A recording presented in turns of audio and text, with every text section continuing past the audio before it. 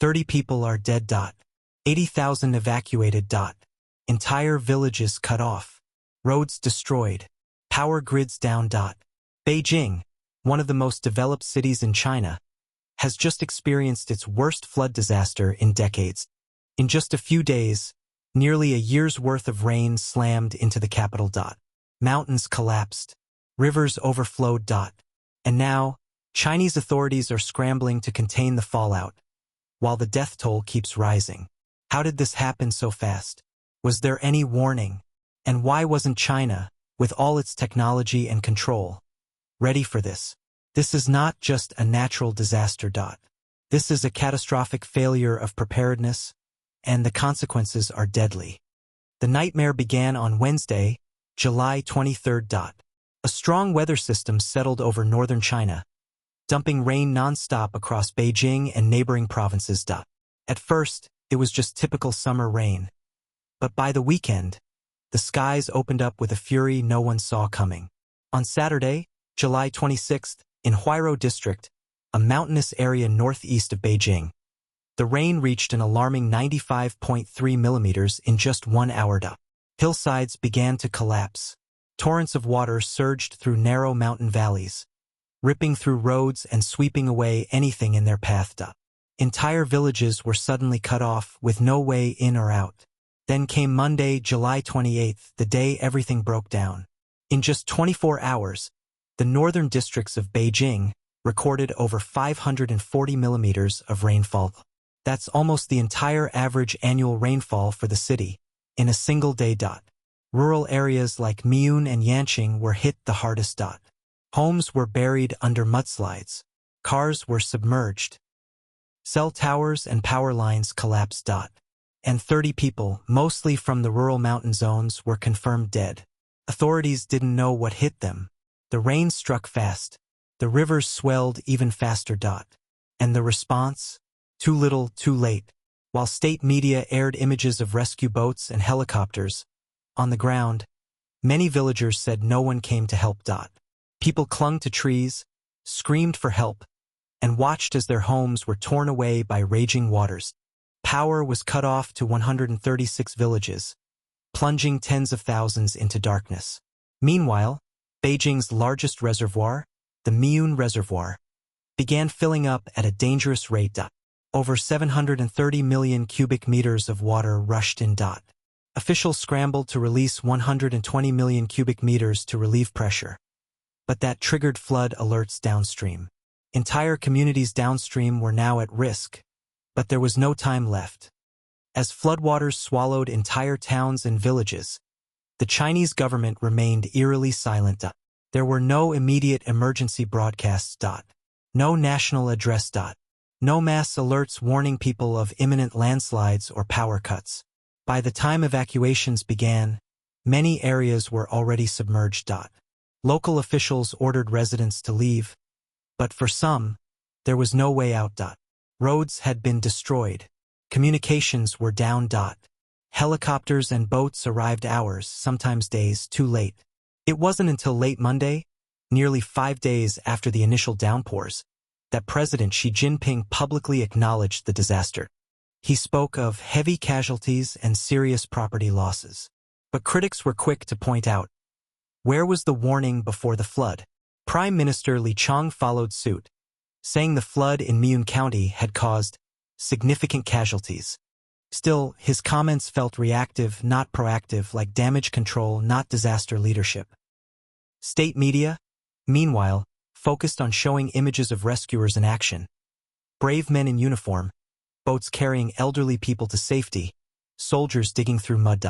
But what they didn't show was this: the isolation, the chaos, the anger.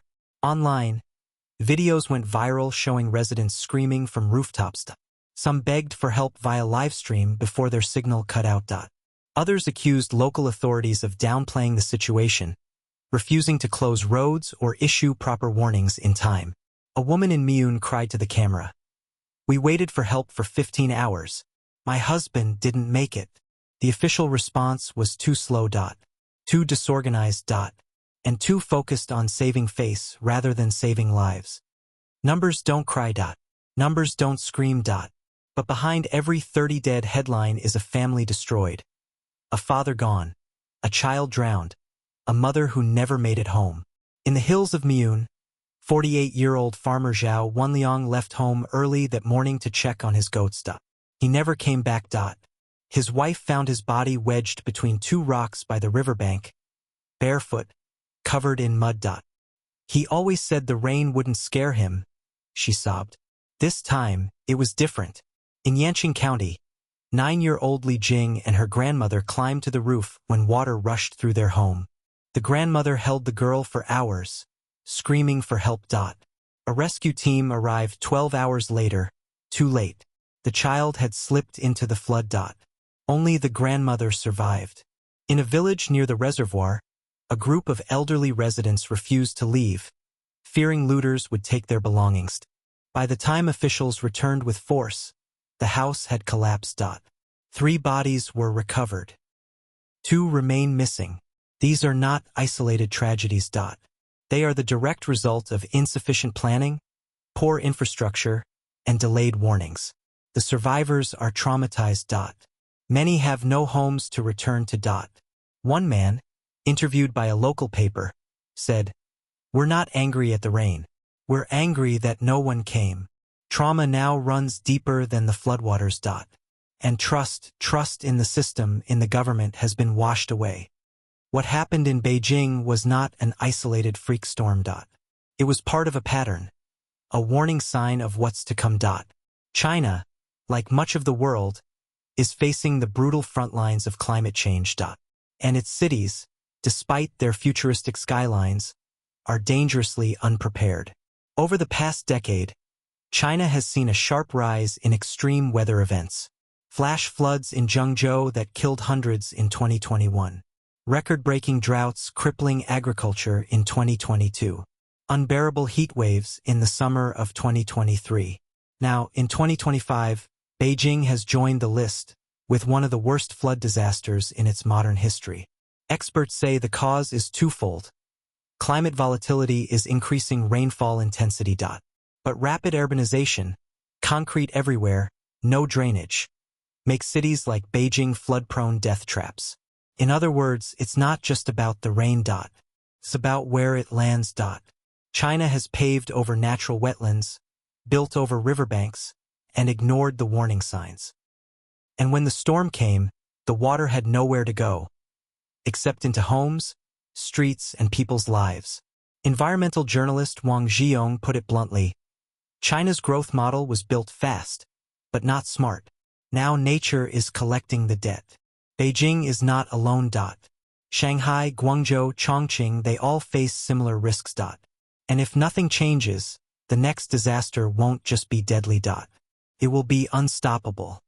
This wasn't just a flood. It was a brutal wake-up call.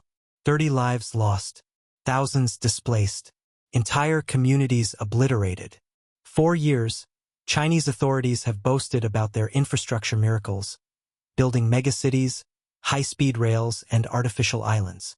But what good is all that concrete when it cracks under pressure?